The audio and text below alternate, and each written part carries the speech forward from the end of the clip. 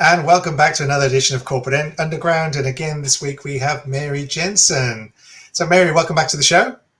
Thanks for having me. It's fun to come and chat with you guys. Oh, well, you're saying that to our face, which is lovely. That's all we need to hear. So, this week, your topic of choice is really about, you said the brain, but it's more about kind of how we think. And it's something that you've dived into quite extensively, the books you read, the courses you've been on. So tell us kind of what you've learned about how people think and how they can actually almost think better. Yeah, sure. The first thing that drove me into diving deep into this field is that I didn't believe we had a choice about how we feel. I thought that the external world, some stuff happened and we automatically feel what we feel and then we react, and that's how life is. And that's how I lived and worked, reactive. I was in reaction all the time. And when you're in reaction all the time, you're pumping cortisol into your brain constantly, over and over and over. Then your brain gets addicted to the pumping of the cortisol, and then you do more of it to make the brain happy. I had no idea that when something happened to me in the external world, that I had a choice about how I thought about it, that I had a choice what I made it mean, therefore changing the feeling that the body has, and to learn to respond to situations instead of being reactive. I had no idea. It totally changed everything in my life. It changed how I did work. It changed how I do my relationship. It changed how I worked with my kids. It changed everything. So a great example of that, you'll see someone like maybe in a restaurant, you see a couple and they are, everything is just, oh no, you're this, and it's high intensity, and you sit back there and go, oh my God, that must be exhausting to live like that each day, where they are, at that certain elevated level about everything is a drama, it's a problem, it's da-da-da. And when you operate on that lower level, you go, hang on a second, this is normal. But to them, it's normal. They've reached that level where that interaction, the cortisol and the way they speak to each other is normal for them, but they don't even realize there's a different way to do it. Yeah, I had no idea, none whatsoever, that there was a different way to do it. No. So I saw a guy do a talk pre-COVID, and he talked about something that I thought was quite personal and quite upfront, which I actually was quite inspired by in some ways. But I also thought he's thinking at this process around his life continually, and he's talking about that for a living. He's making pathways to some things that were quite horrific or traumatic. Is that a good thing to do, is to talk about your feelings, or are you building neuro pathways to those thoughts all the time and connecting yourself to, this makes me feel good, or this is something I need to be able to talk to? How do you handle that? Is it a good thing to talk about it, or is it not a good thing to maybe not talk about it, but to be repetitive in a way? So everybody believes things very, very differently, and there's a lot of different practices in psychology and those sorts of areas where people want to talk about story. Stories are great if they don't become your identity.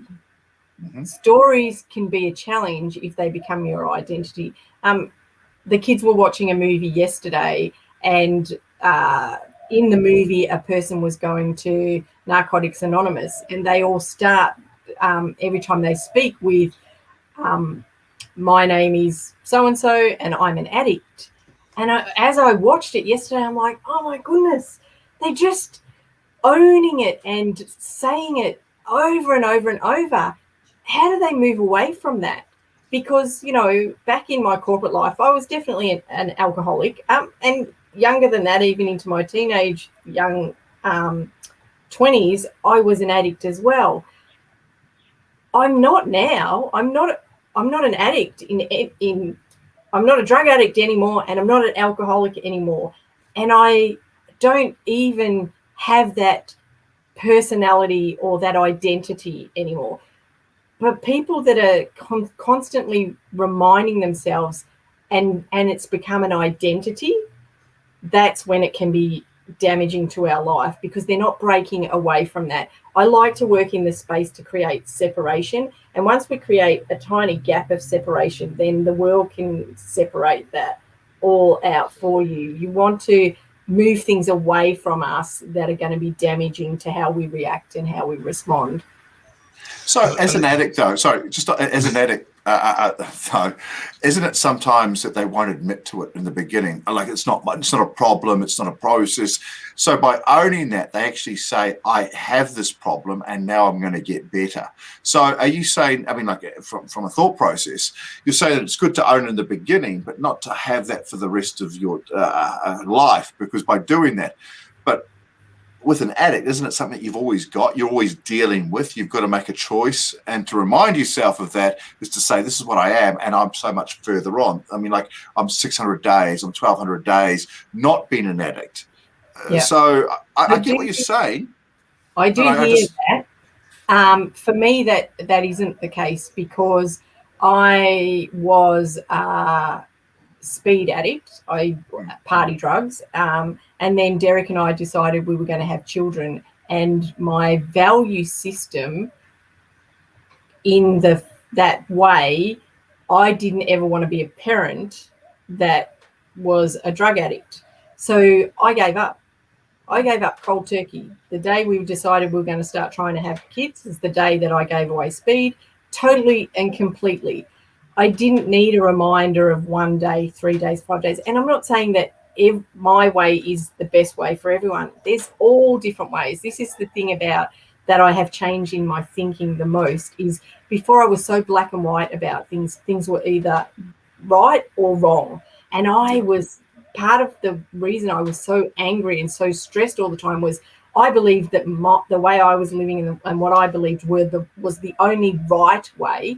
And I had to tell everybody else to get it right. And I was as passionate at that as I am as passionate today about letting people know that there's infinite possibilities. So there's no right way or wrong way. There's infinite possibilities. Find what works for you. But for me, I like to own the behavior or own the situation, acknowledge it, learn that I don't want to be that anymore or I don't want to do that anymore, and then start to move it away. That works the best for me. Beliefs are a fascinating thing, aren't they? Right? Because we often sometimes hold them from, you talked about 3 years old, but we hold on to them way longer than they're actually true anymore. I saw a documentary last year and they were at these gangs, I think it was in Detroit, and this guy was saying, well, this is our corner, and if people come onto it, we've got to shoot them because they're disrespecting us. So that's a belief that's formed around this group of guys that this is the way we live our life. They're dissing us. So we all, and it often takes someone else to point out your limited belief or a belief that no longer serving you, because as humans, we're actually terrible for self-identifying the things that are either irrational or a belief that no longer serves us. Is that sort of a big part of what you do, sort of help people kind of show that belief isn't as true as they thought it was? Absolutely. I was going to go controversial, but I think that usually if I think don't go there, it's good, because if I jump straight in, it's normally when disaster happens. So often my clients will show up and we'll be talking about beliefs, and they'll say, you can't change a belief. And I'll say, did you believe in Santa Claus as a child? And they go, Santa Claus, you can't talk about that one. That's ridiculous. And I go, is it? That was a belief. You believed in Santa Claus. When you believed in Santa Claus, you fully, wholly believed in Santa Claus until a situation happened, and then you don't believe in Santa Claus. And they go, yes, but that's child to adult. And then I talk about a story about my husband and I driving out our driveway, and there was a camera across our neighbours put a camera across the road, and I had a conniption about it. I'm like, oh my God, is that a camera? Does that take the front of our house? Is that an invasion of my privacy? Does that see into my bedroom? I was flipping out. And Derek said, it is a camera. And it's a good thing. And it probably does take the front of our property. And now the cars will be protected. In that moment, my belief was that camera was bad. And I didn't think in that moment that I was ever going to change my belief. I felt it was an invasion of my privacy. I was even freaking out. Could they see into our bedroom? Like that, I was freaking out about that. Within the next week, my son's car got broken into out the front, and I went across the road to get the footage. Now I love the camera. And the funniest thing about that camera is that their camera takes the whole of our yard.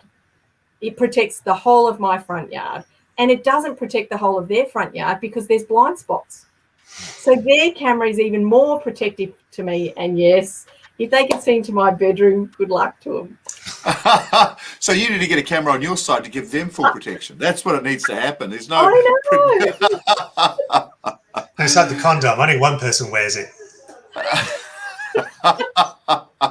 It's not both.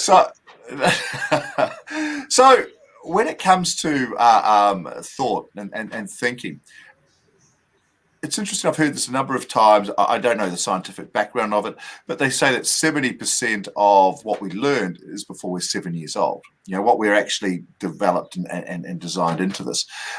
Is that something you guys have heard? Is that something you believe? And if it's 70%, that's a rather lot of shit. How much should we be putting into children to fix the things that are going to come later in life? It's so true. So they call it the imprint period.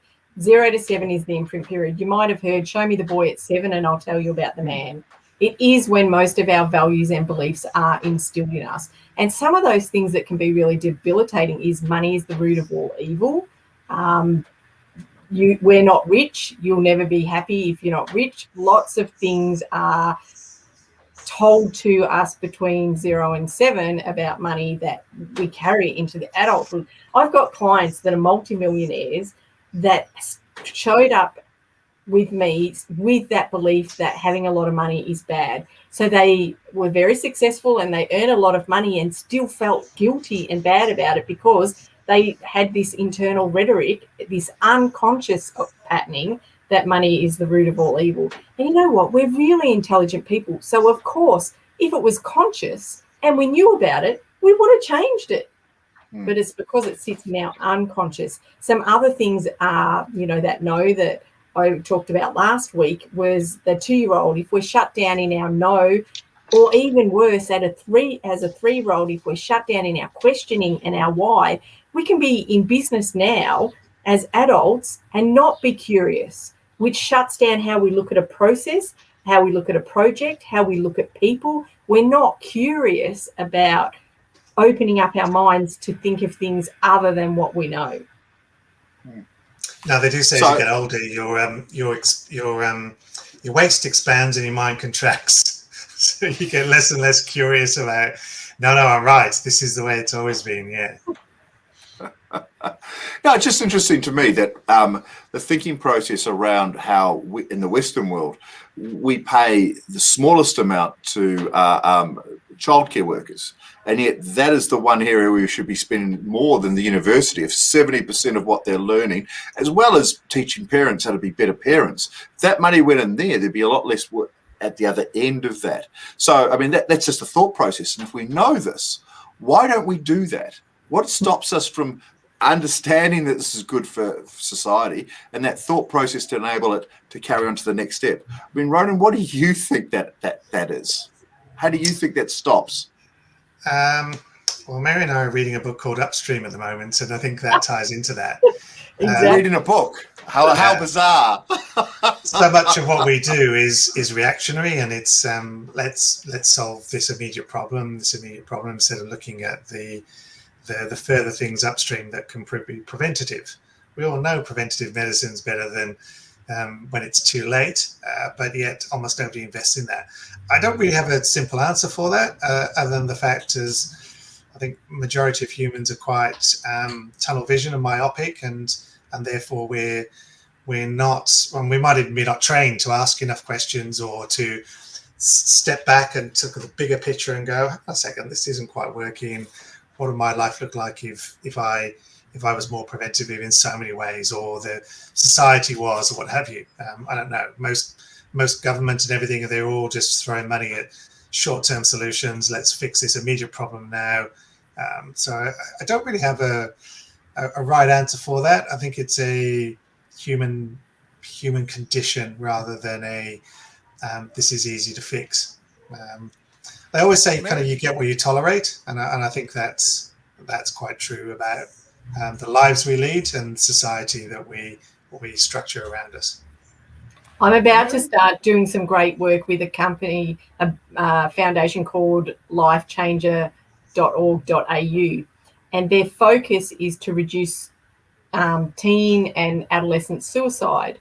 And how are we doing that? We're taking this sort of personal development and training on thinking and decision making into primary schools and the lower levels of high schools, so that we can start to empower kids with these tools, because life would have been very different for me if I had been empowered with lots of these different tools about thinking at a young age. I moved out of home at 15.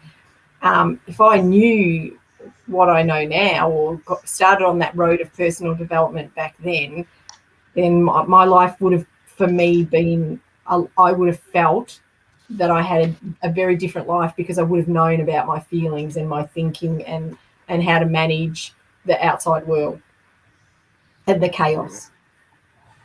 No, it's just interesting to me that we seem to know these things and we think about it, and we can set aside so little to do so much better than what we want to be able to do. And thinking is so malleable when you're younger, because I mean, there's the old saying that nobody's born racist. That's a learned behavior. Nobody's thought of themselves as different. That's a learned behavior, that you actually get told that you stand out, or you're richer, or that you're poorer. And while you can actually think these things through, there's a lot of people that don't have the access to a lot of the information that is available. So I just think that's a very good way for us to think about something to make a big difference to somebody else. Yeah. Cool. Final question for Mary. You're kind of known for somebody that is always pulling people up on the words that they use.